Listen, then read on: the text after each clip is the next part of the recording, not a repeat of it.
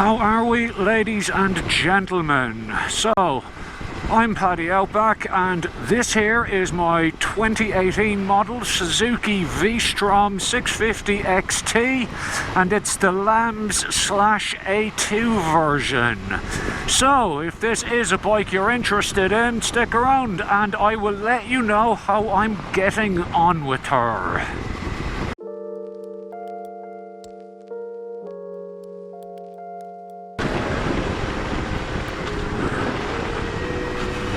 So we will start this review with a little bit of dirt road, because if you are interested in this bike, at some point you are gonna probably take it down a dirt road. I know this is still bitumen, trust me, it does turn to dirt down here. Anyway, the first thing I'll tell you, if you are planning on taking it down a dirt road, you need to get the XT model. There are two versions of the Suzuki V-Strom 650 and the 1000 as well for that matter. The standard one and the XT. The XT in the 650 comes with these hand guards. It also comes with a plastic bash plate, which is about as much use as a chocolate teapot, if I'm honest. But most importantly, it comes with spoked wheels, and the spoked wheels have tubeless tyres. The cast alloy wheels, the cast alloy wheels on the standard one, I have been informed that they are somewhat prone to cracking. So, worth bearing in mind, definitely. If you are considering taking it off-road, it might be worth the extra few bucks to get the XT model. I'd like to point out at this point that I am an appallingly bad off-road rider. So, if you're going to point out in the comments that I suck and I'm going too slowly, I know. Brings me to another point about this bike though, is the standard tyres you get with this. I can't remember the name off the top of my head, so I will put it on the screen now. The standard tyres you get on this are definitely road biased. And it is a commonly changed thing on the V-Strom. But we'll get to modification and all that later. So let's pull in here and have a look at her. So we'll start with the walk around. Dual front brakes with Tokiko calipers. They're not going to set the world on fire, but they stop the bike adequately. You can see the plastic bash plate. Doesn't come with a radiator guard either. Those are common modifications to this bike, which I'm planning on doing myself in the near future. There is the engine. 650 V-twin. This being the LAMS/A2 model, it has 47 horsepower and 60 newton meters of torque. The unrestricted version has, I think, 71 horsepower. However, the torque figure is the same. As such, you only really notice the difference in power high up in the rev range, where admittedly she does run out of steam slightly. So I'll give you a quick look at the dashboard and display there. Has obviously an analog tachometer with a digital speedo. Also comes with external temperature gauge, clock, various trip computers, fuel consumption information, and if you're a learner rider or a new rider, the all-important gear position indicator. Not the most attractive looking display I've ever seen, but it has every bit of information you could possibly need. Another cool little feature of the V-Strom is the fact that it has what's known as electric start assist, I think is the name of it. If I'm wrong, I will put it on the bottom of the screen. Whereas you just have to give the start button here a very quick press. Would help if I'd actually disarmed the kill switch first, so we'll try this again. You give the starter button a very quick press like that, and hey presto, she starts. It also comes with a low RPM assist feature, which means basically the bike will assist you when you're taking off, and it's virtually impossible to stall it, which again, if you're a newer or less experienced rider, is probably a good thing. Right, we'll do some more riding. We shall continue, assuming I get through this really deep gravel there without binning the bike. Okay, let's get back on bitumen, which, despite the reputation this bike has as an off-roader, it is definitely happier on bitumen. The V-Strom, it doesn't excel in any one area, and that's exactly the point of this bike. It's the sort of bike that if you want one bike that you're going to keep for years and years, that you need to do a little bit of everything, this is that sort of bike. It can handle dirt roads, it's an excellent tourer, it's a good urban commuter. There are heaps of aftermarket parts available for it, for every sort of application. There is nothing the bike can't do. It's even worth noting that the torquey engine and sure-footed handling that this bike has even makes it a good laugh on a twisty mountain road.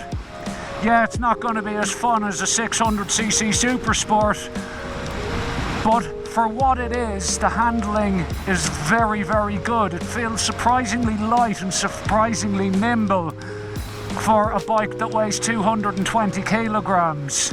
Like I said, it's not going to be absolutely great at anything, but it is good at everything. The V-twin engine in this is an absolute peach. The torque curve is smooth throughout the engine. I'm here doing 78 kilometers an hour in 6th gear, 3,500 RPM, and she's absolutely loving it. It's also worth pointing out that it is famously reliable, and this engine has easily 200,000 kilometers in it if you decide to do it.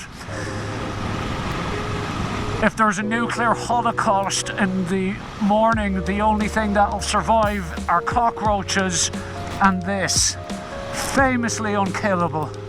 On top of the V-Strom's proven reliability, if anything does go wrong, parts and servicing are cheap and plentiful, and no matter what no-horse town you find yourself in, they will probably have somebody who can work on one, and most, even rural towns, would have some form of Suzuki dealership there.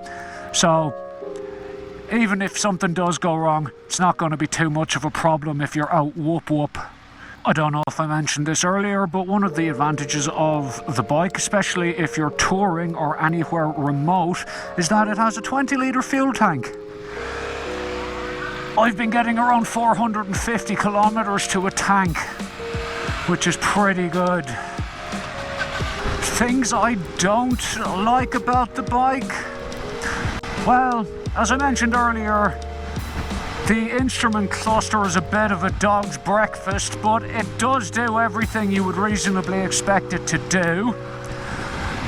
It is maybe a little bit characterless. I think that comes from it being so competent in every situation you could put it in, that it just lacks a bit of kind of sparkle. It's just designed to do everything adequately, and as such, like I said, it's not the sort of thing that would set your heart racing. It's a bike that you would probably buy with your head, and I certainly bought this with my head. But that's not a bad thing in and itself. Just means it's a little bit boring sometimes. It's also worth mentioning that I'm quite a tall chap, I'm 192 centimetres, and when I first got the bike I did find it a tiny little bit cramped, especially in the legs. I have since put a higher seat on it, which is a Suzuki original part available from their website, and I also put a foot peg lowering kit, and I raised the bars by an inch as well. I'm much more comfortable on it now. The stock seat height is 835 millimeters, so if you are shorter you might have a little bit of trouble with it, but realistically anyone over 5, 6 or 7 should be able to get both the balls of their feet down at any rate. If you're over, say, about 6'2", probably worth having the foot pegs lowered and maybe getting the higher seat. I have this bike set up to tour more than anything else, hence why I've got the windscreen extender, which is another problem actually with the bike. Even though the screen is adjustable, it does require an Allen key as it's sort of just bolted in here, and the highest setting does send a lot of turbulent air around the top of my helmet, which is a bit annoying. This here $30 windscreen deflector off eBay absolutely fixed that. I will put a link to it in the description below, as a lot of people have actually asked me about it, so like I said, the link to it will be in the description. The only other mods I've got is the obligatory quad lock, and I do have an Andy Straps luggage set for her. It's a soft canvas pannier set.